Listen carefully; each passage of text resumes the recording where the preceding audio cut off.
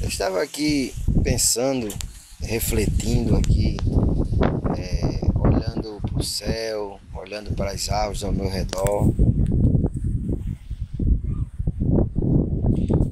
e meditando, né, na palavra de Deus, em toda a palavra, né, de Gênesis, Apocalipse, algumas passagens que eu lembro, eu recordo quando estou estudando a palavra, me vem a lembrança. E lembrei do livro de Atos dos Apóstolos, né, que foi o início da igreja primitiva, onde o evangelho era pregado pelos discípulos. E uma das primeiras pregações do apóstolo Pedro, quase 3.000 almas, né, se converteram a Cristo. E naquele tempo as almas tinham temor, né, o povo tinha o temor a Deus. A Bíblia diz lá em Atos dos Apóstolos que depois que Jesus ascendeu aos céus, deixou a ordem com os discípulos que não se ausentassem de Jerusalém até ser revestido do alto, né, que era a descida do Espírito Santo, que se concretizou em Atos 2. E depois da concretização da descida do Espírito Santo, todos foram cheios do Espírito Santo. E como eu já falei, Pedro cheio do Espírito Santo, né, a sua primeira pregação, e era uma pregação de arrependimento, né, pedindo ao povo que viesse se arrepender, uma pregação dura, não igual as pregações de hoje em dia, que massageia o ego da pessoa.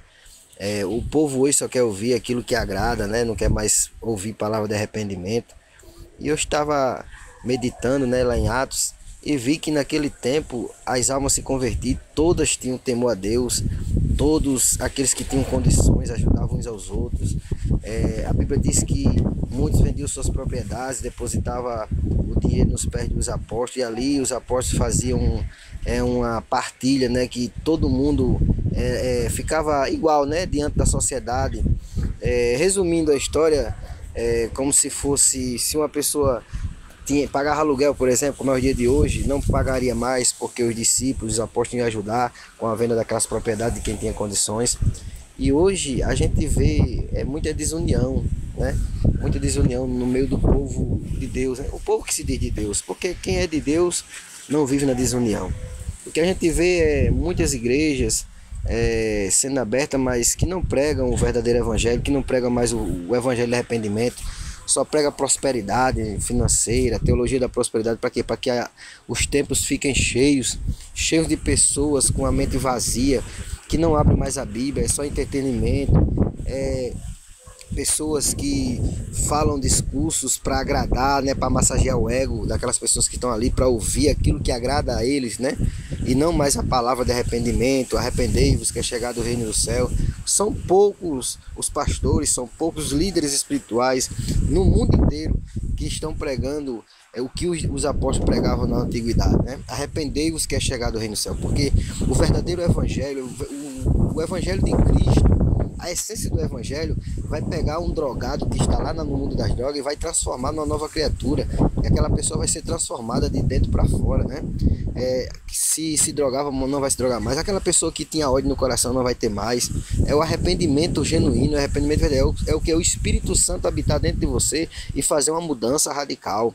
Que mudança é essa? Transformar a vida por completo, deixar a pessoa com temor a Deus, né? O temor a Deus é o princípio, né? É o princípio de obediência. Quem teme a Deus vai obedecer a sua palavra, vai obedecer os seus mandamentos. Claro, né, que ninguém consegue ser 100% aqui na terra, mas a gente busca a perfeição em Cristo e em sua palavra. Hoje não se vê mais, a minoria das igrejas prega o arrependimento, né? E quando se prega o arrependimento, muitas pessoas ficam com a cara feia, ficam chateadas. Por quê? Porque muitas das vezes a pessoa está errando, está cometendo pecado, está cometendo aquele mesmo erro, não se libertou ainda, e vai ficar com a cara feia, não vai aceitar a palavra de correção. E a Bíblia nos garante, a palavra de Deus, ela é rica, ela é santa, é poderosa, e ela nos garante que se nós tivermos um encontro verdadeiro com Cristo, nós vamos mudar.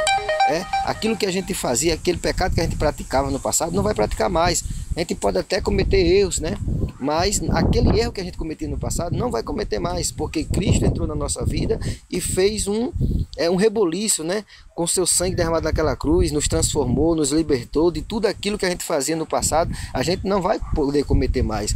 Vou repetir, possa ser que a gente cometa alguns erros, mas aquele que a gente cometia, se bebia não bebia, não bebe mais, se roubava não rouba mais, se matava não mata mais. Então é isso, o evangelho transforma vidas. Não, eu vejo aí muita falta de união e falta de amor